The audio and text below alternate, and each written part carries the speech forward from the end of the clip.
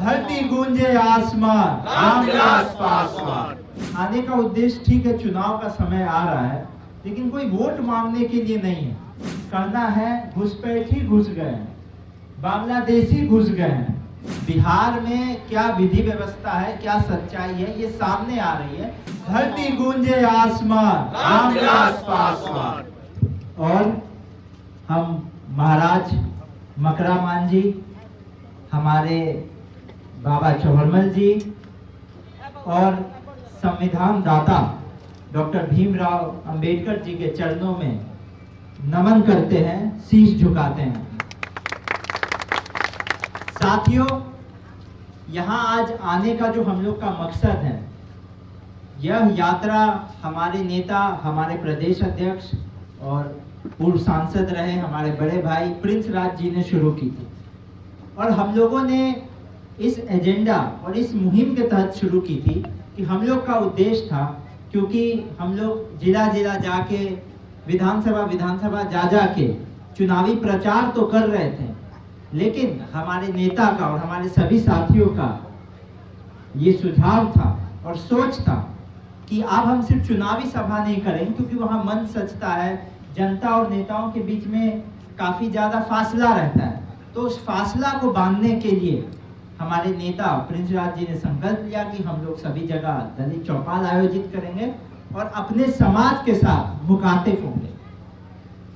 अभी हम लोग इसी क्रम में अनेकों जगह जा चुके हैं। आज हम लोगों को यहाँ छपरा में, इकमा में आने का सौभाग्य मिला है, क्योंकि दिल्ली में आप लोगों को पता है जो हमारे देश का संसद है, उसका एक कॉन्स्टिट्यूशन क्लब है, उसमें चुनाव होना था, कल वोटिंग होना था। आज उसका रिजल्ट आया है, जो हमारे सारण के सांसद रूडी जी जीते हैं चुनाव में, उसी में मतदान होना था। और क्योंकि उस कमेटी के, उस क्लब के सदस्य कई सांसद भी होते हैं और कई पूर्व सांसद भी होते हैं, तो इसी कड़ी में प्रिंस राज जी को वहाँ अंतिम समय में रहना पड़ गया, वोट लेट तक चला, वो नहीं आ पाए। तो साथियों, यहाँ हम लोगों का आने का जो उद्देश्य है, आने का उद्देश्य ठीक है, चुनाव का समय आ रहा है, लेकिन कोई वोट मांगने के लिए नहीं है। हम लोगों का उद्देश्य है यहाँ आके चर्चा करना। देखिए, हमारे समाज के प्रति सामाजिक प्रहार भी हो रहा है, तकनीकी प्रहार भी हो रहा है। पहले इस पे आप लोग गौर डालिए। पहले हम तकनीकी प्रहार पे आते हैं। अभी जो मतदाता सूची का पुनरीक्षण चल रहा है, उसमें आप देखिए क्या प्रयास करने की कोशिश की जा रही है। बिहार में जो जनसंख्या है, जो 18 साल की है या उससे ऊपर की है, जो योग्य है मतदान करने के लिए, जो बिहार में जनसंख्या है, उस डेटा के हिसाब से 8 करोड़ 20 लाख की आबादी है, जो 18 साल के लोग हैं या उससे ऊपर के लोग हैं। और जो चुनाव आयोग के पास वोटर लिस्ट में लोग हैं, वो है करीब 7 करोड़ 90 लाख के लमसम। तो ये 8 करोड़ 20 लाख और 7 करोड़ 90 लाख का जो ये 30 लाख का फासला है, ये फासला को अगर आपको इसको नाप तोल भी करना था, तो आप जो जनसंख्या की सूची है और वोटर लिस्ट है, उसको मिला जोड़ लेते, आपको पता चल जाता। लेकिन अब चुनाव का समय आया है और अंतिम क्षण में सितंबर जो आने वाला महीना है, उसमें 15 से 20 तारीख के करीब आचार संहिता लग जाएगा, और उसके बाद अक्टूबर से शुरू जो होगा अंतिम तक मतदान चलेगा, जैसे हर 5 साल में होता है हमारे, जब भी बिहार विधानसभा चुनाव का समय आता है।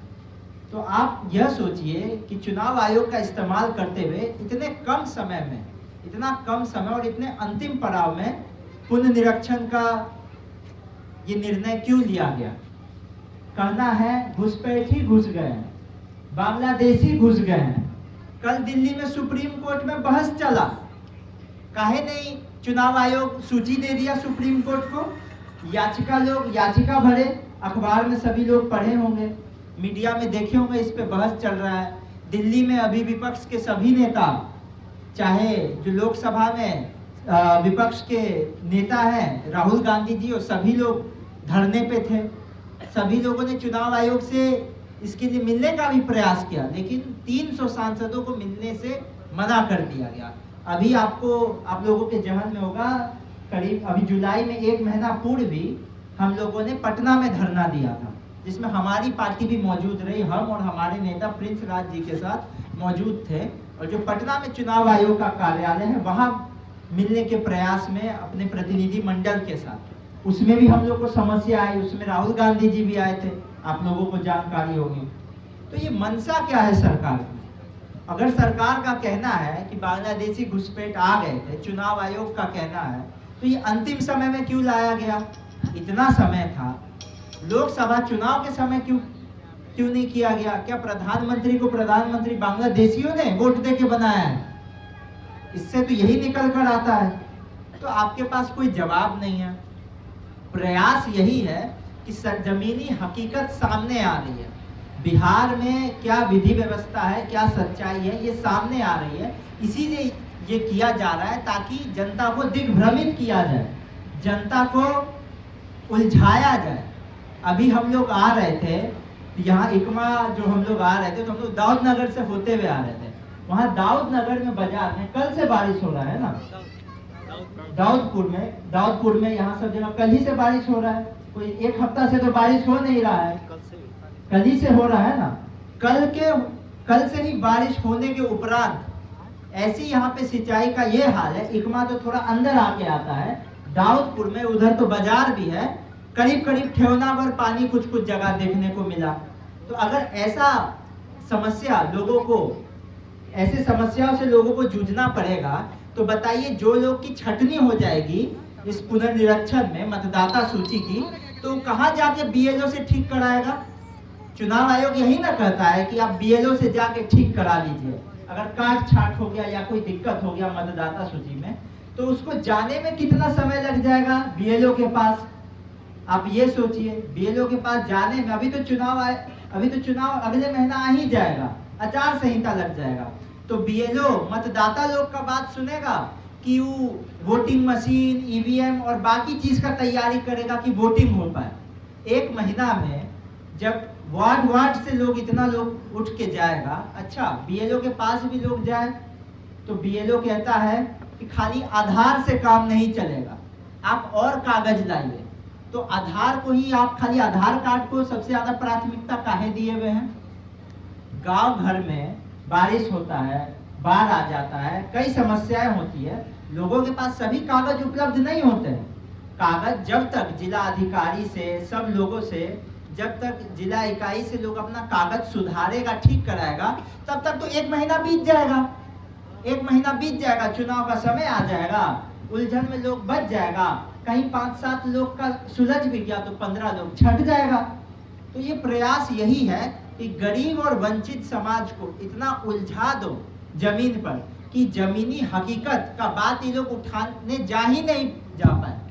अभी हम यहाँ बात कर रहे थे सभी साथियों से आते आते, हमको पता चला पीछे दलित बस्ती है, यहाँ जाने का कोई उपाय ही नहीं। तो जब ना जाने का उपाय है ना आने का उपाय है, ऐसे ही उझरा दीजिए, मनोबल ऐसे ही जनता का गिरा हुआ है और उसको तोड़ दीजिए। यही है तकनीकी प्रहार। अब बताइए, ऐसा समय आ गया, पहले नेता लोग अपने पार्टी के लिए लड़ता था, अब नेता लोग को जनता के मतदान के लिए ही लड़ना पड़ रहा है। तो ऐसी परिस्थिति उत्पन्न हो रही है। अब साथ आइए, अब कई लोग कहता है कि कंप्यूटर मोबाइल का जमाना आ गया। अरे भाई, मोबाइल कंप्यूटर